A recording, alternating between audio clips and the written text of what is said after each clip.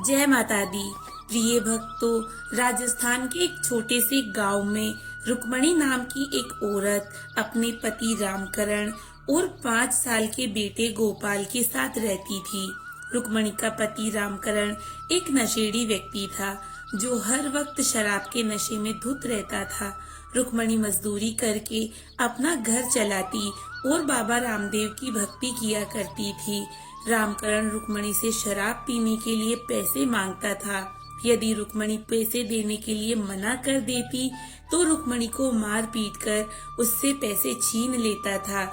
रामकरण को जब रुक्मणी के पास से पैसे नहीं मिलते तो वह रुक्मणी को घर से धक्के मारकर बाहर कर देता और दरवाजा बंद करके सो जाता था। रुक्मणी बाबा रामदेव की भक्त होने के कारण बाबा रामदेव पर यह भरोसा करके सब कुछ सहन कर लेती थी कि एक न एक दिन बाबा रामदेव की कृपा से सब कुछ ठीक हो जाएगा। एक दिन कड़ाके की सर्दी में रात के समय रामकरण ने रुक्मणी से शराब पीने के लिए पैसे मांगे और उस वक्त रुक्मणी के पास रामकरण को देने के लिए पैसे नहीं थे।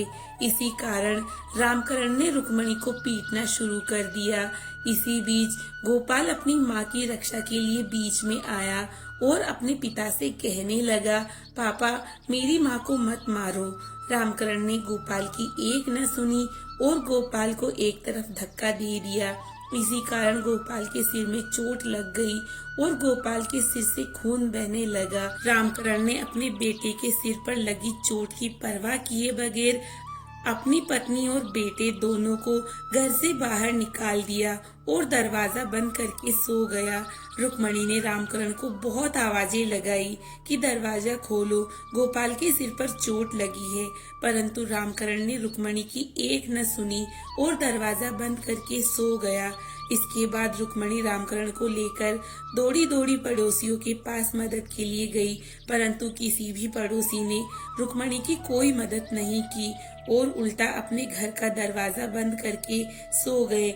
इसके बाद रुक्मणी अपने घायल बेटे को अपनी गोद में लेकर बाबा रामदेव को याद करके रोने लगी।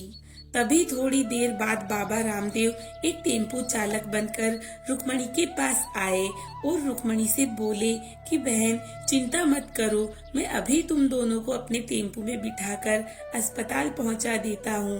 इसके बाद बाबा रामदेव एक टेम्पो चालक बनकर रुक्मणी और गोपाल को अपने टेम्पो में बिठाकर अस्पताल ले गए और उन्हें अस्पताल छोड़कर कुछ समय बाद अंतर्ध्यान हो गए।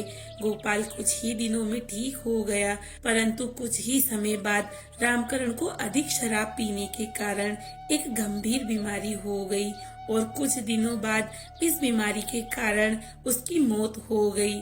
समय बीतता गया। गोपाल बहुत ही मेहनती लड़का था। उसने अपनी मेहनत से रुपए कमाकर कुछ ही समय बाद अपना एक नया घर बना लिया और एक ट्रक खरीद लिया और बड़े व्यापारियों के सामान को एक जगह से दूसरी जगह लाने ले जाने का काम करने लगा। गोपाल भी अपनी माँ के साथ बाबा रामदेव की भक्ति किया करता था। गोपाल अपनी माँ की हर बात मानता था। गोपाल उसकी उपस्थिति में अपनी माँ से कोई काम नहीं करवाता था।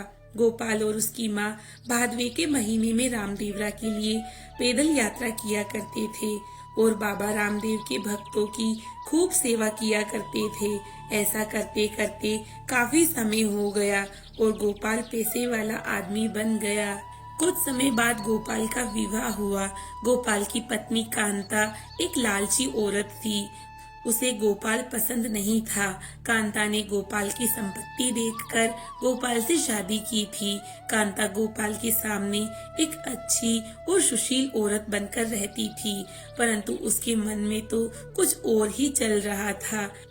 कांता गोपाल और उसकी माँ रुक्मणी को मारकर सारी संपत्ति हड़पना चाहती थी।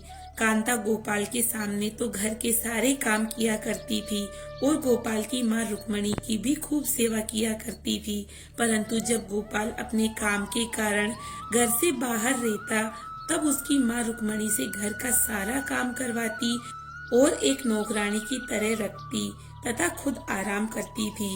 गोपाल को यही लगता था कि उसकी पत्नी कांता उसकी माँ की खूब सेवा करती है इसलिए वह कांता को खुश रखने के लिए कांता के लिए बहुत महंगे महंगे उपहार लाता था। इधर गोपाल की माँ भी गोपाल से कांता की शिकायत यह सोचकर नहीं करती थी कि एक न एक दिन बाबा रामदेव की कृपा से वह सुधर जाएगी, जबकि कांता गोपाल से हर वक्त रुक्मणी की शिकायत किया करती थी कि मैं माँ जी का सारा काम करती हूँ, फिर भी यह मुझ पर चिड़चिड़ करती रहती है। ऐसे ही समय बीतता गया और भादवे का महीना आया। कांता ने योजना बनाई कि वह मार्ग में किसी भंडारे में जब दोनों माँ बेटे भोजन के लिए रुकेंगे तो मैं उस वक्त उनके भोजन में जहर मिला दूंगी, क्योंकि अगर घर पर खाने में जहर मिलाऊंगी तो पुलिस मुझे जेल में डाल देगी। यदि बाहर के खाने में जहर मिलाकर इन्हें दे दूंगी तो मेरा नाम नहीं आएगा और इन दोनों के मरने के बाद सारी संपत्ति मेरी हो जाएगी। गोपाल अपनी माँ रुक्मणी और पत्नी कांता को लेकर रामदेवरा जाने के लिए पैदल यात्रा के लिए निकल पड़ा। कुछ दूर चलने पर एक भंडारा आया और कांता ने अपनी योजना के अनुसार नमक के बहाने गोपाल और रुक्मणी के खाने में जहर मिला दिया। गोपाल और रुक्मणी उस खाने को खाने ही वाले थे कि तभी वहां एक सांप आ गया और दोनों की थाली के बीच आकर बैठ गया। गोपाल अपनी माँ को खड़ा करके तुरंत वहां से दूर हट गया और दूर जाकर खड़ा हो गया। सांप को देखकर भंडारे में भोजन करने वाले लोगों में अफरा तफरी मच गई और इसी कारण कांता की योजना भी सफल नहीं हुई और गोपाल अपनी माँ के साथ रामदेवरा जाकर बाबा रामदेव के दर्शन करके और रुक्मणी को जान से मारने के लिए जोर जोर से मारने लगी। और इधर गोपाल कुछ सामान भूल गया था, इसलिए वापस घर आया और देखा कि उसकी पत्नी कांता उसकी माँ को लात और गुस्तों से मार रही है। यह देखकर गोपाल को बहुत क्रोध आया। उसने अपनी पत्नी के पास जाकर उसे खींचकर एक थप्पड़ लगा दिया और उसकी माँ को उठाकर खड़ा किया और कांता से कहने लगा कि मैं तुझे देवी समझता था और तुम मेरी अनुपस्थिति में मेरी माँ को इस तरह मार रही हो। तुम्हें जरा भी शर्म नहीं आई एक बूढ़ी औरत को इस तरह मारते हुए। ये तो बाबा रामदेव की हम पर कृपा थी कि आज मैं कुछ सामान यही भूल गया था और वापस आकर मैंने तुम्हारी इस करतूत को देख लिया। न जाने तुमने मेरी अनुपस्थिति में मेरी माँ के साथ क्या क्या किया होगा। इसके बाद गोपाल ने कांता को घर से बाहर निकाल दिया और अपनी माँ की स्वयं सेवा करने लगा। अपनी माँ को घर पर अकेला छोड़कर जाना गोपाल ने अब बंद कर दिया। अगर आप लोगों को ये कहानी अच्छी लगी तो वीडियो को लाइक करें, शेयर करें और हमारे चैनल को सब्सक्राइब करें। इस वीडियो को पूरा देखने के लिए आपका धन्यवाद। जय माता दी।